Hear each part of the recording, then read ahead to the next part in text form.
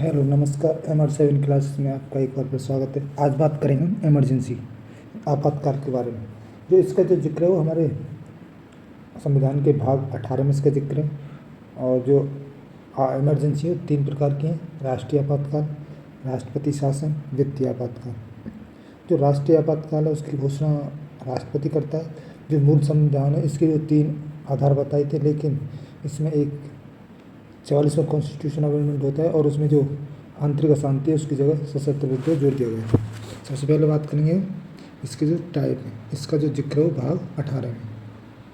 भाग 18 उनके जो अनुच्छेद हैं वो हैं 352 से 360 के बीच में। ये आपातकाल है वो कितने प्रकार के हैं? 3 प्रकार के टाइप्स। कितने प्रकार के? 3। राष्ट्रीय आपात, इसका जो जिक्र है वो अनुच्छेद 352 में, अनुच्छेद 352। दूसरा है राष्ट्रपति शासन, राष्ट्रपति शासन, इसका जो अनुच्छेद है वो है 356। अब बात करेंगे तीसरा जो है वित्तीय आपात।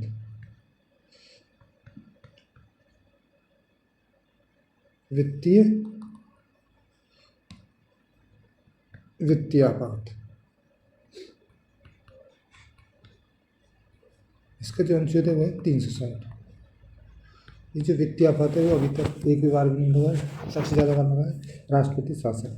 जो राष्ट्रीय आपातकाल है वो तीन बार लग चुका है। पहली बार लगा था जो 1962 में चीन के बीच आक्रमण हुआ था उस जब लगा था, और दूसरी टाइम लगता है 1971 में जब पाकिस्तान से युद्ध हुआ था।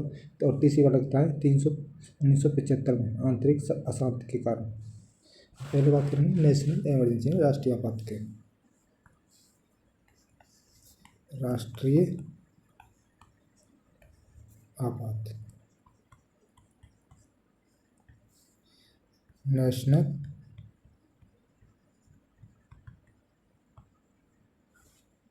इमरजेंसी, इसकी घोषणा कौन करता है? इसकी घोषणा करता है राष्ट्रपति।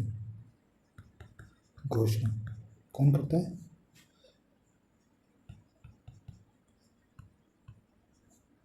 राष्ट्रपति। और इसके जो कितने आधार बताए राष्ट्रीय आपात करके, वो मूल संविधान में थे वो 3 आधार थे, लेकिन जो 24 वर्तमान में है आधार तो 3 ही, लेकिन उसमें जो आंतरिक अशांति है उसकी जगह सशस्त्र विद्रोह कर दिया गया है। इसके आधार मूल संविधान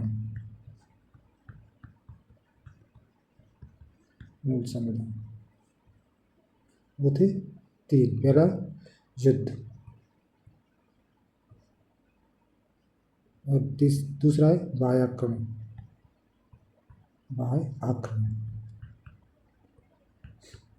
और तीसरा है आंतरिक अशांति। ये थे मूल संविधान में। आंतरिक अशांति,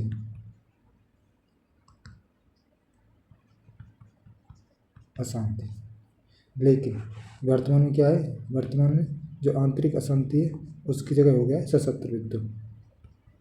वर्तमान में क्या हुआ? जो 44वां संविधान संशोधन होता है, 44वां संविधान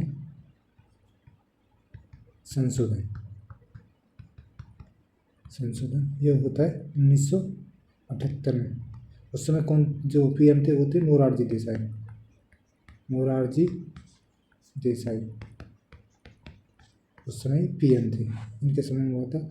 और क्या हुआ था?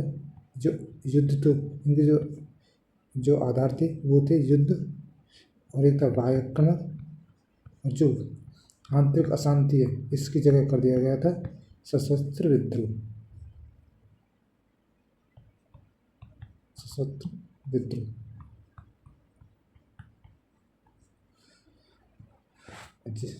और इसमें एक 44 में जो संविधान संशोधन हुआ था उसमें कहा गया था कि जब भी कोई राष्ट्रीय आपातकाल लागू करने के लिए जो है कैबिनेट से लिखित में अनुमति लेनी पड़ेगी। इसमें क्या किया गया था, नोट करके लिखेंगे 44 में कॉन्स्टिट्यूशन अमेंडमेंट 1978 के द्वारा राष्ट्रीय आपात को लागू करने के लिए कैबिनेट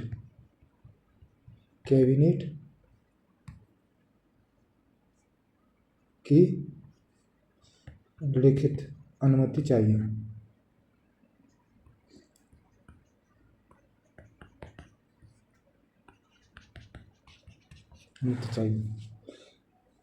और ये जो कैबिनेट शब्द है ये भी इसी शब्द से पहले मूल संविधान का शब्द नहीं था, केवल ये कैबिनेट जो शब्द है इसी संविधान संशोधन द्वारा इसमें आया था। जो राष्ट्रीय आपातकाल की अवधि कितनी होती है, अगर संसद 1 माह के भीतर या उपस्थित मतदान की 2/3 बहुमत से अनुमति प्रदान करे तो 6 महीना तक आपातकाल वो लागू रहेगा। इसकी अगर 6 महीना में अगर ये आपातकाल खत्म नहीं होता है तो 6 महीने करके उसको नेशनल इमरजेंसी को कितनी भी टाइम तक बढ़ा सकते हैं, लेकिन एक बार में जो बढ़ेगा वो 6 माह ही बढ़ेगा। अब देखेंगे राष्ट्रीय आपातकाल की अवधि। राष्ट्रीय आपातकाल की अवधि क्या होगा, अगर संसद 1 माह के भीतर उपस्थित एवं मतदान के 2/3 बहुमत से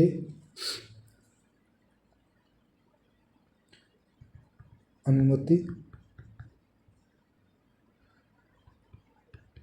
प्रदान कर दे तो 6 माह तक आपातकाल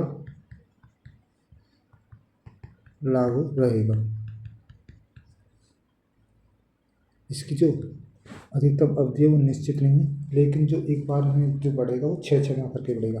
इसको लिखेंगे, इसकी जो आपातकाल की है इसकी अधिकतम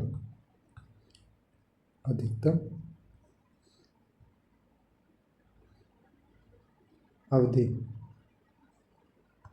या लिखेंगे अधिकतम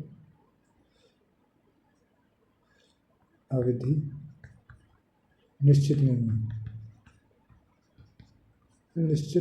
है, यानी एक बार में जब बढ़ेगा वो 6 माह के लिए।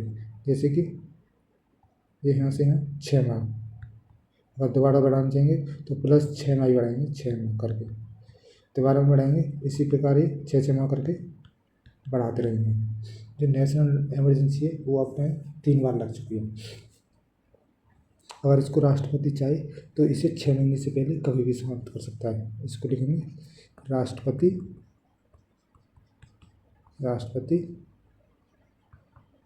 चाहे तो इसे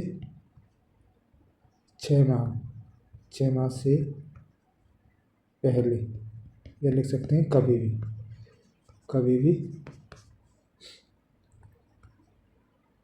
समाप्त कर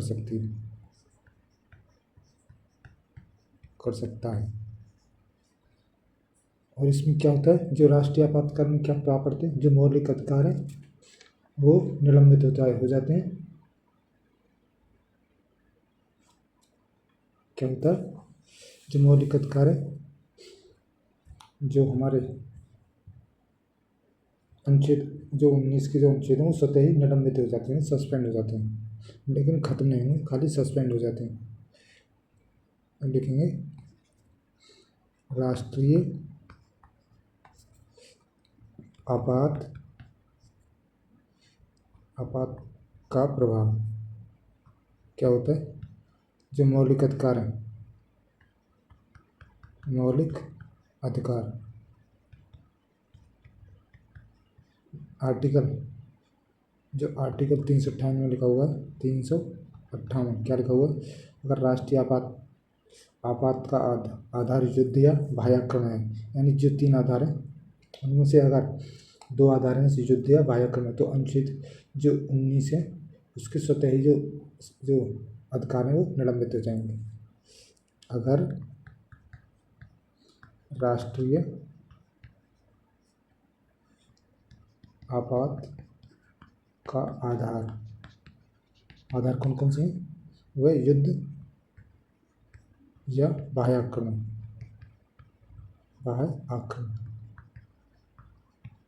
तो क्या होगा, आक्रमण है तो अनुच्छेद 19 जो है पूरा पूरा वो स्वतः ही निलंबित हो जाएगा,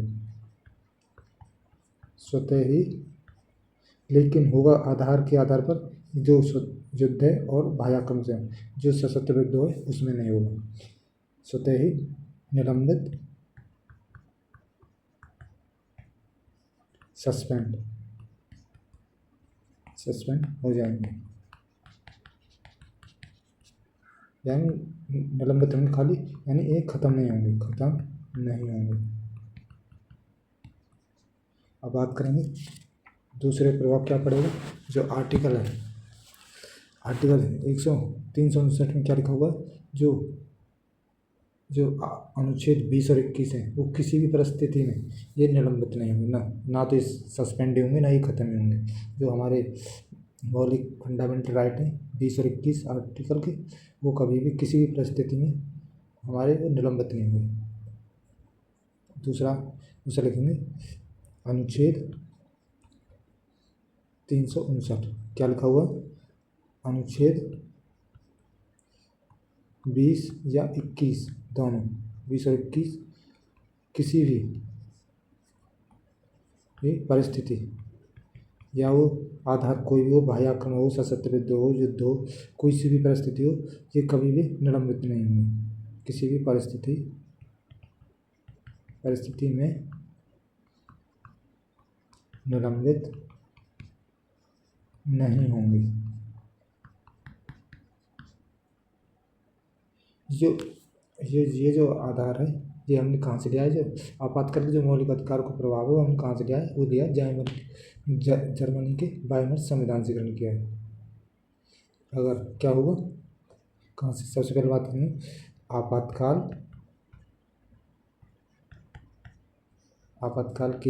आपातकाल का जो मौलिक अधिकारों में प्रभाव पड़ेगा, मौलिक अधिकारों पर प्रभाव हमने कहाँ से लिया है, जर्मनी के वाइमर संविधान से, वाइमर संविधान से ग्रहण किया है।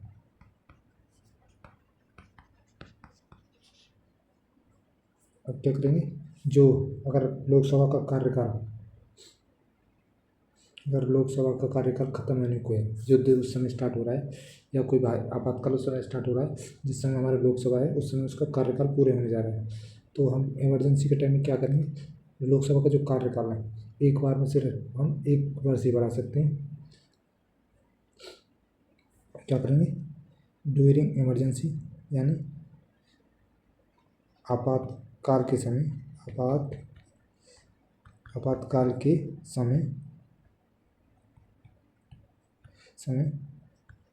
लोकसभा का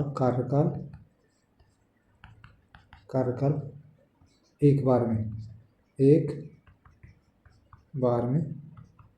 वर्ष बढ़ाया जा सकता है। अब बात करेंगे जो हमारे जो 3 बार जो इमरजेंसी लगी वो कब लगी और उस समय प्रधानमंत्री और प्राइम मिनिस्टर कौन थे और किस कारण लगी उसके बारे में।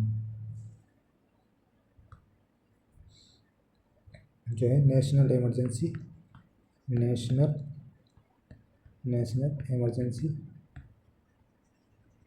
इमरजेंसी जो अब तक है वो क्या बार लग चुकी है, अब तक 3 बार लग चुकी है, अब तक 3 बार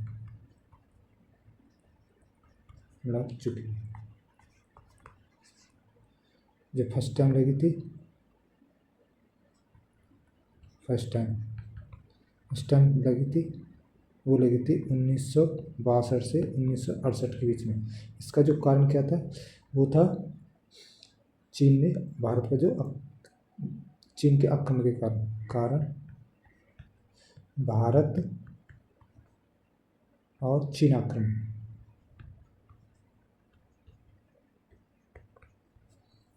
दूसरी बात करेंगे, इस समय जो प्रेसिडेंट कौन थे, प्रेसिडेंट थे सर्वपल्ली राधाकृष्णन, सर्वपल्ली राधाकृष्णन। प्रेसिडेंट थे जवाहरलाल नेहरू। अब बात करेंगे सेकंड जो इमरजेंसी लगी थी वो लगी थी 1971 से 77 के बीच में, 1971 से 77 के बीच में। इसका जो कारण था वो था पाकिस्तान से युद्ध। कारण क्या था, पाक से युद्ध। इसमें जो प्रेसिडेंट थे इस समय वो थे वीवी गिरी और प्रेसिडेंट थे इंदिरा गांधी।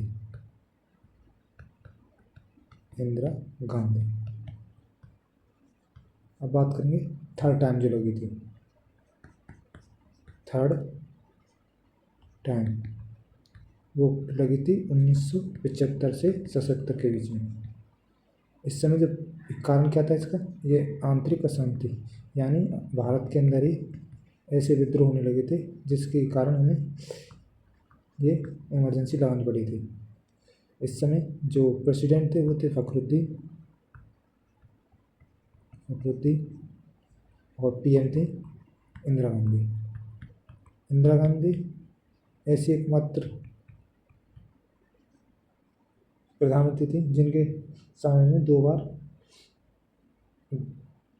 बार उनके कार्यकाल में 2 बार इमरजेंसी लगी थी। लेकिन ये दोनों जो इमरजेंसी हैं वो ख़त्म एक ही समय पे हुई थी, दोनों को एक साथ ही समाप्त किया गया था इंसान जो ये इमरजेंसी लगी थी। दोनों इमरजेंसी एक टाइम में समाप्त हुई थी। अब बात करेंगे राष्ट्रपति शासन के प्रेसिडेंट रूल। जो ऐसा है जो दूसरा बात करेंगे राष्ट्रपति शासन। ऐसा जो जिक्र हो जैसे प्रेसिडेंट रूल, इसका जो अनुच्छेद है 356। प्रेसिडेंट रूल का जो हमारे संविधान में ऐसा कोई इस शब्द का कोई हमारे संविधान में उल्लेख नहीं है। इसका जो किसका उल्लेख है वो है राज्य के अंदर संवैधानिक तंत्र की विफलता। इसके कारण जो राष्ट्रपति जो शासन लगता है इसी कारण लगता है। जो राष्ट्रपति शासन है इस शब्द का उल्लेख हमारे संविधान में कहीं भी नहीं है। इस शब्द का उल्लेख संविधान के अंदर नहीं। फिर किसका उल्लेख है, वो है उल्लेख फिर किसका है, वो है राज्य के अंदर संवैधानिक तंत्र की विफलता। राज्य के लिखेंगे राज्य में संवैधानिक तंत्र की विफलता।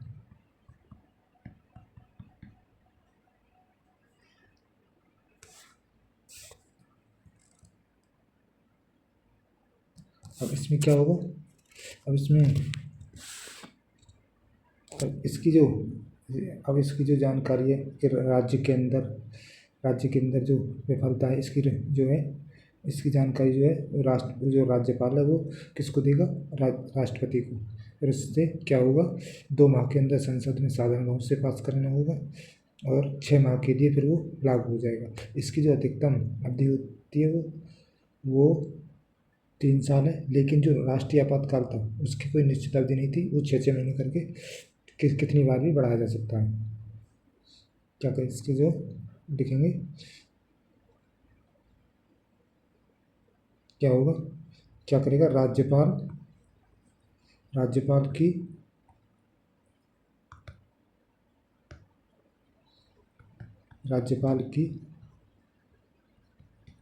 रिपोर्ट के अनुसार ये ये क्या कैसी रिपोर्ट देगा, वो देगा राज्य में संवैधानिक तंत्र की विफलता, इस पर रिपोर्ट देगा। और फिर उसको क्या करना होगा, 2 माह के भीतर संसद में साधारण बहुमत से पास कराना होगा। अगर वो पास हो जाता है तो 6 महीना के लिए वो लागू हो जाएगा। क्या होगा फिर, 2 माह के भीतर संसद साधारण सिंपल मेजोरिटी बहुमत से पास करेगी तो क्या होगा, 6 माह के लिए लागू होगा। इसकी जो अधिकतम अवधि है वो कितने साल तक हो सकता है, 3 साल तक अधिकतम अवधि।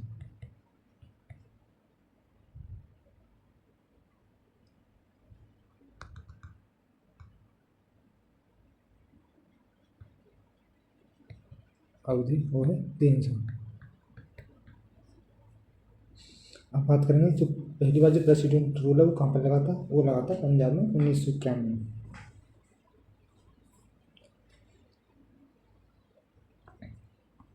पहली बार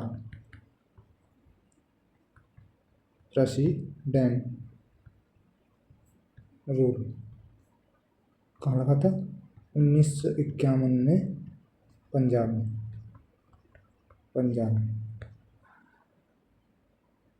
यूपी में अब तक जो सर्वाधिक बार है वो कहाँ लगा है, सर्वाधिक बार अब तक लग चुका है मणिपुर में। यूपी में कितनी बार लगा है, यूपी में लगा है 10 बार। और सर्वाधिक अवधि के लिए यानी सबसे लंबे समय के लिए भी कहाँ पर लगा था, सबसे लंबे समय के लिए भी पंजाब में ही लगा था। सर्वाधिक अवधि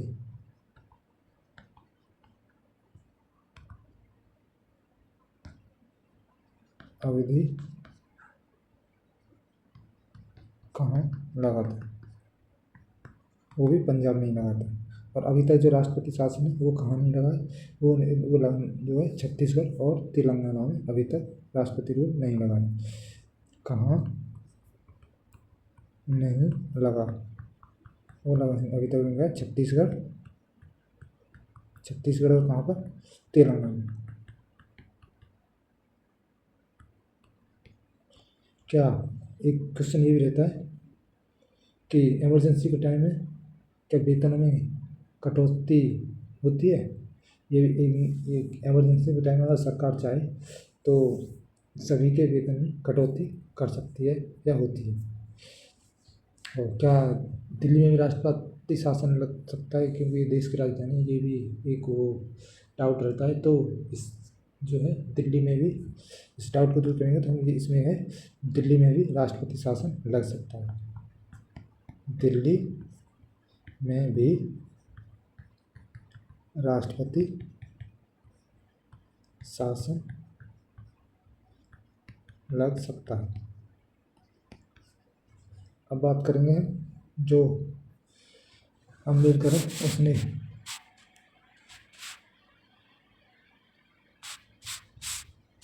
अब बात करेंगे फाइनेंशियल इमरजेंसी के बारे में। तीसरी जो इमरजेंसी है वित्तीय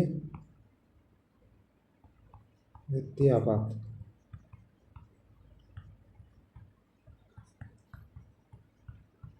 फाइनेंशियल इमरजेंसी। इसका जो आधार है वो है अगर वित्तीय संकट, वित्तीय शाख पर आँच आ जाए तो ये जब ये कब रखती है, इसकी अवधि कितनी होती है, ये है अगर 2 माह के भीतर संसद साधारण बहुमत द्वारा इसको पास कराया जाता है जब वित्तीय आपातकाल लगता है। इसकी जो अधिकतम अवधि है वो अभी तक निश्चित नहीं है, लेकिन ये अभी तक लागू भी नहीं हुआ, ये अभी तक कहीं लगा भी नहीं है। जब वित्तीय आपात लगेगा जो अगर देश में वित्तीय आपात लगेगा तो जो सभी के वेतन में कटौती कर सकते हैं वित्तीय आपात के समय।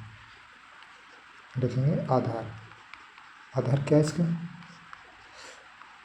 अगर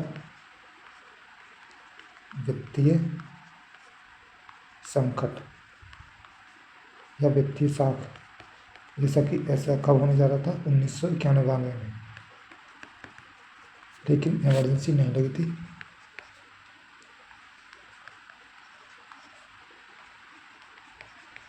क्योंकि हमारे देश के पास कुछ ही पैसा बचा था उस समय, इमरजेंसी लगने का, वित्तीय आपातकाल यानी फाइनेंशियल इमरजेंसी लगने का चांस था, लेकिन हमारे देश के जो नेता थे या इकोनॉमिस्ट थे उन्होंने संभाल लिया और उस वित्तीय आपातकाल को नहीं लगने दिया। अवधि कितनी थी, 2 माह के भीतर संसद साधारण बहुमत द्वारा पास करवाना।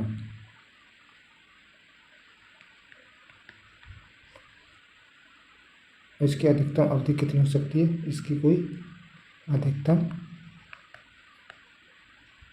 अवधि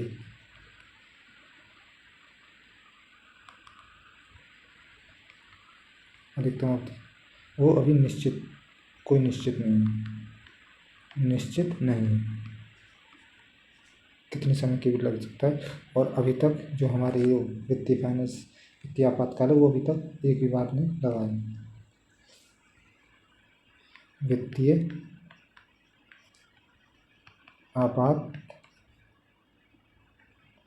अभी तक एक बार भी नहीं लगा। और क्या होगा, वित्तीय आपात समय क्या होगा, जो सभी के वेतन है उनसे कटौती कर सकते हैं। देख सकते हैं वित्तीय आपात के समय क्या है, सभी के वेतन से कटौती कर सकते हैं। ये था इमरजेंसी के बारे में। अब बात करेंगे, अब मिलते हैं आपको नेक्स्ट वीडियो में। तब तक के लिए देखते रहिए MH7 क्लासेस।